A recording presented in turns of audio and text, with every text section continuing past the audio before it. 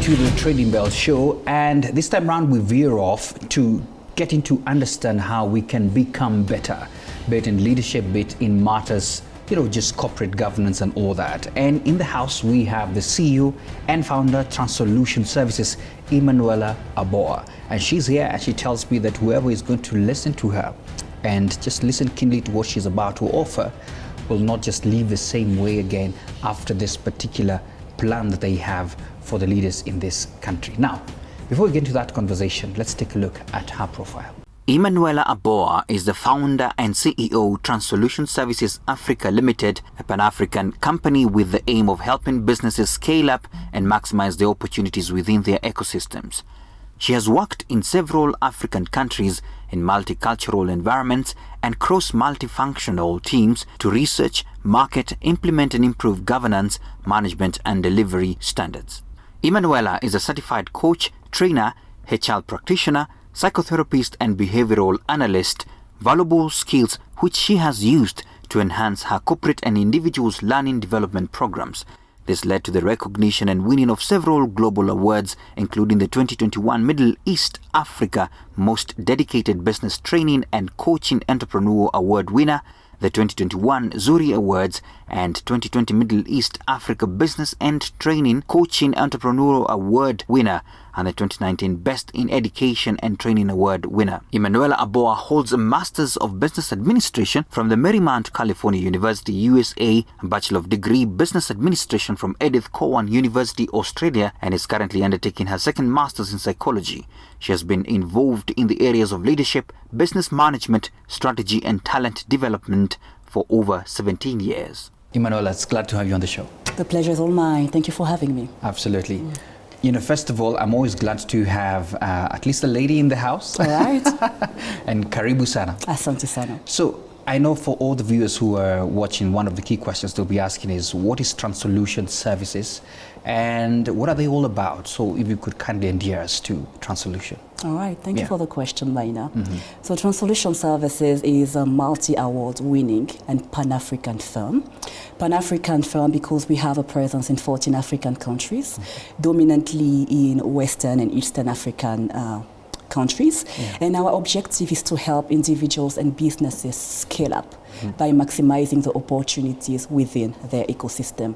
That is really the short story of what or who Transolution Services is. Okay, and we certainly need your services because on this particular show we have a lot of business conversations with business leaders, and definitely they will need your services. Absolutely. But I'm curious to ask you, what drove you to establish this? Was there a need sort of basis that you saw that leaders, especially businesses, require? Absolutely. There were several needs, but allow me to just focus on 2 or 3 needs that became the genesis of Transolution Services journey. When you look at Africa on its own, what do you notice? Allow me to bring back again that question to you. What do you notice in terms of leadership? Well, we certainly can do better. We can certainly do better, all right? Yes. When we think about leadership, we look at it from a global perspective in terms of governance, in terms of management, and in terms of delivery services. I was looking at statistics not long ago that says that in Kenya specifically, there are over 1 million, no, actually 6 million SMEs. However, only 1 million are registered. What does it say to you? And that as leaders, and we know that SMEs are the driving force of our economy. So what does it tell you about the leadership? What does it tell you about the type of industry in which we are operating, as opposed to the leadership in the West or in the East? We tend to look at leadership in Africa generally from a hustling type of perspective, while the West and the East look at leadership from a legacy perspective. So the mentality that we have about leadership tends to drive, again, the way that we lead our organization and the way that we lead ourselves. So what we do at Transolution Services is to change that mindset from looking at a business from a simple hustle to a legacy that you can actually have from generation to generation. Okay. And that on its own already encompasses quite a number of elements that we tend to outline in our program and in our services. And number two is really looking at Africa as a continent. There are so many opportunities. But unfortunately, we tend to minimize those opportunities because there are no leakages that create that type of network that individuals and businesses can focus on to drive their business in Africa, in the continent itself. And that is a leakage that we bring out because of our position within the East and Western Africa. We tend to leak leaders from both part of the continent so that they are able to scale up and, of course, increase their revenue. Okay.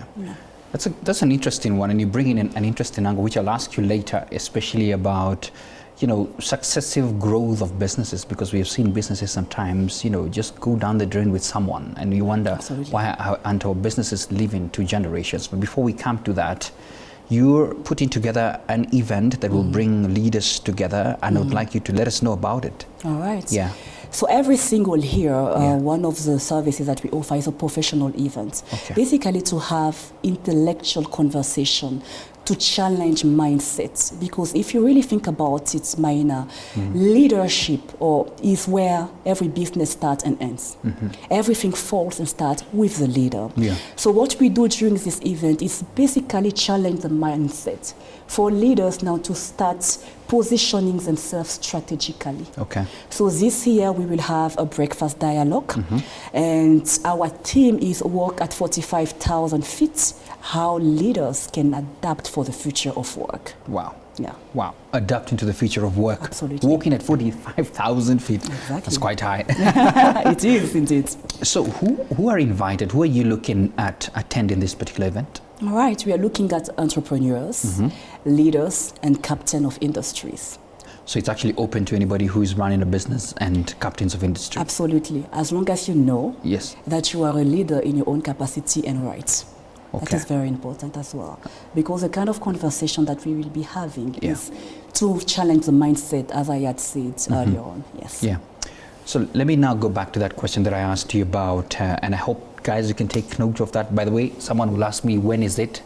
So just before we close down on the event, when is it? And, so that they can register. That's a very good question. Thank you. So the event will be held on Thursday, 4th of May, from 8 to 10:30 a.m. at the Crowne Plaza Hotel in Upper Hill. Okay. Yes. So make your date now, you have the details. All right. Now, interesting, back to the question that I said I'll ask you about intergenerational growth of businesses. We have seen in the headlines and in the locals a lot of businesses going down with the founders, which is quite sad. Sometimes in the West, we see a lot of businesses that are outlived centuries. Absolutely. But here, we are yet to find rooted businesses. Is this something that you help business people at least get to understand so that they can put down these particular structures? Absolutely. Yeah.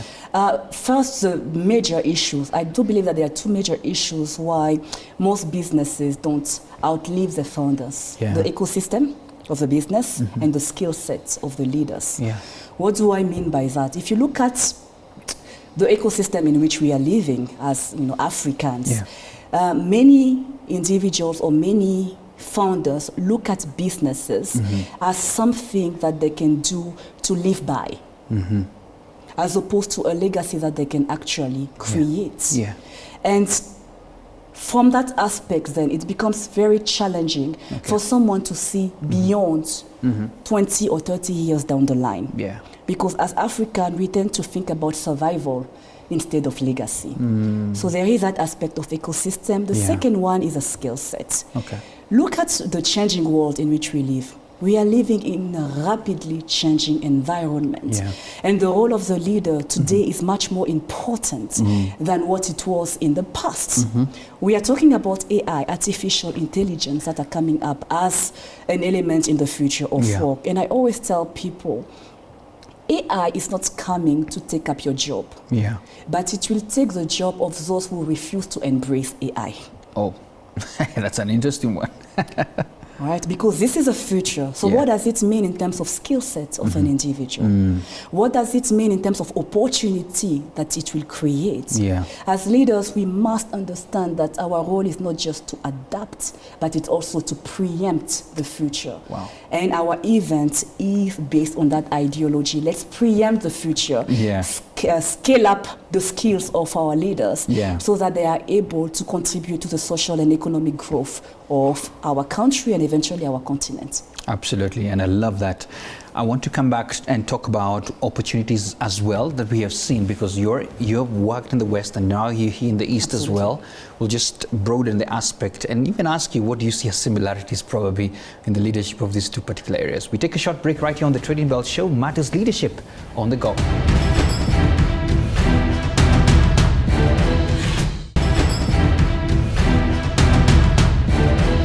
Welcome back, and we're speaking with the CEO and founder of Transolution Services, Emmanuela Aboa, and she's here telling us that, you know what, leaders can only get better over the time, and she has a great opportunity for this. And we were discussing about just Africa in general and her experience. And I wanted to bring to you a question of having worked with leaders in the western side of Africa and now eastern side of Africa. Are there comparisons? Do you see some interesting aspects that they could learn from each other?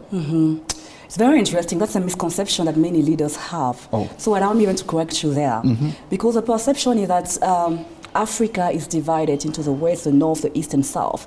But when you're working in Africa, you see it from a different perspective altogether. Yeah. It's more from an English-speaking, Francophone, and Lusophone factor. Because you will notice that most West African English-speaking countries, the leadership is very similar to that we witness in Eastern Africa, for example. If you look at Ghana or Nigeria, of course there are some differences here and there, but more often than not, the leadership is the same. Okay. The bigger difference now comes when you are comparing the Francophone and the Anglophone countries. So for one, French-speaking countries are very hierarchical. Okay. All right. So in terms of facilitating any type of business transaction, there is a whole channel that someone would have to go through. So what that translates into is slowness in the way that business is conducted. Bureaucracy is another aspect that is also affecting most of Francophone or French-speaking countries. And someone else as well is this mentality regarding technology. While English-speaking countries have embraced technology, the progress of technology, and use it in literally every area of the business, when it comes to the French-speaking countries, we are still behind. We are quite behind. So there is a lot of work that still needs to be done to digitalize our system and, of course, also make us more efficient and effective in the way we conduct businesses. Okay, fair enough. And as we come to the tail end of this conversation, I'm curious as well to ask you about, the Africa Continental Free Trade Area. We see a lot of goodwill from, countries in Africa really trying to break these borders so that at least matters trade, business can thrive and grow. Is this an aspect that is quite as well, interesting in your training? And, what is in your perspective? All right. Yeah. The African Continental Free Trade Area is an amazing policy. Let's just start from there. It's a policy. It's a policy that was created to facilitate business transaction in Africa. But at the end of the day, it is still a policy. A policy on its own cannot have positive repercussion as per se. Because when a policy is good, then we need now individuals or businesses to translate these policies into actionable structures or system. And that is the work that we play at Transolution Services. Like I mentioned, because we work in East and Western Africa, we are able to divide, or rather break down this barrier and bring Africa as a unity, as a platform or a continent where individuals can work across without any type of barriers. Okay. One of the things that I absolutely love is election in Africa.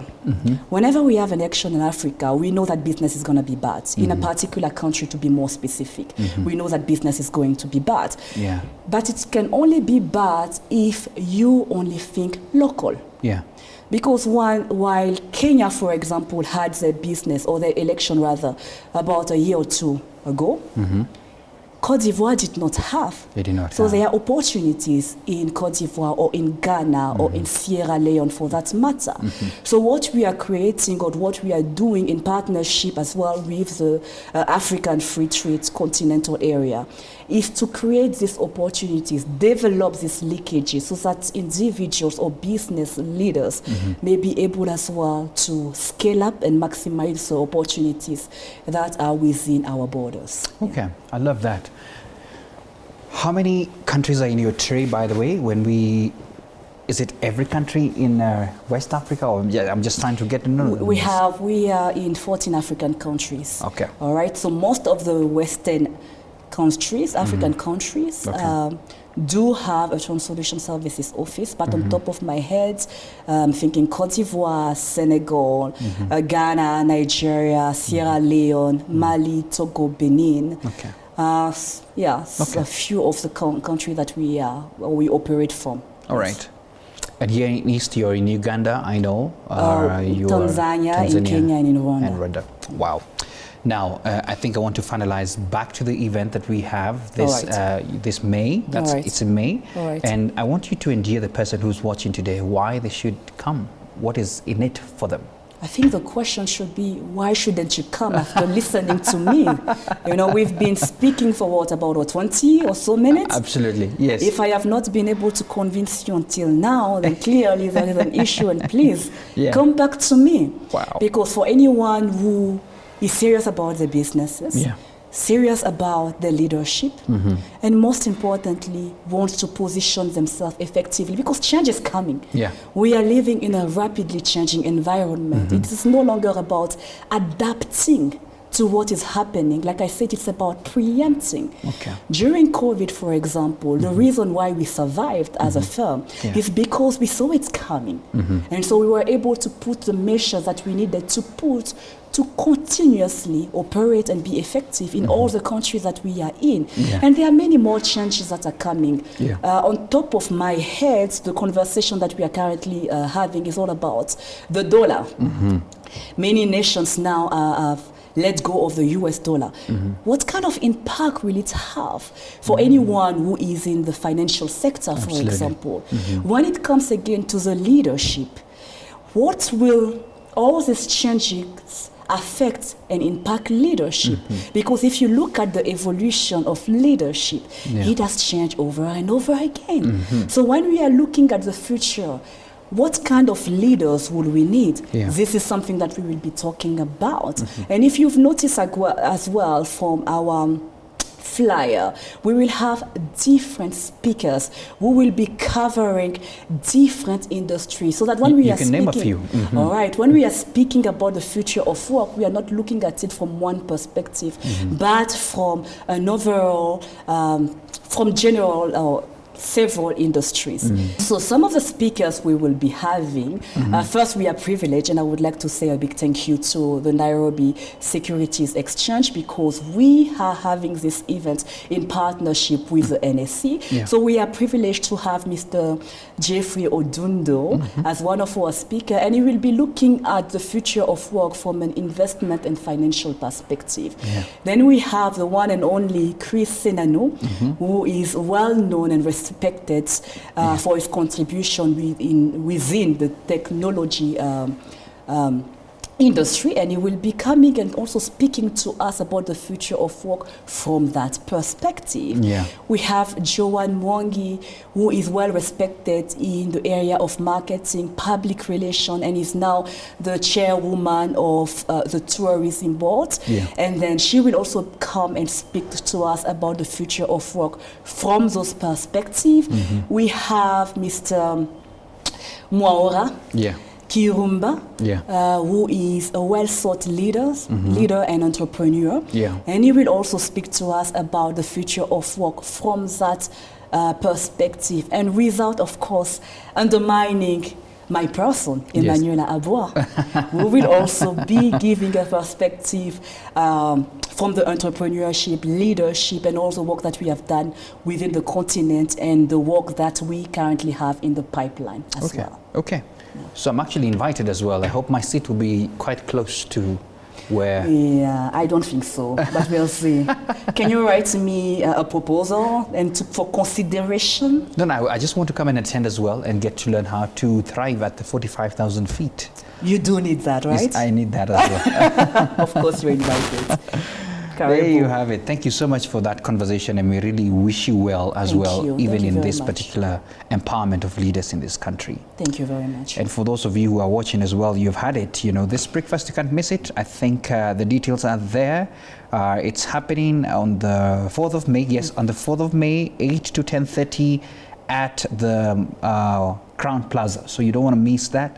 And it's only 5,000 bob. I've just checked. I think the flyer and the details as well will be spread around. So make sure you get your date. Thank you so much for your time once again. Thank you for having me. Absolutely. That's it. Right now we cross over to the markets.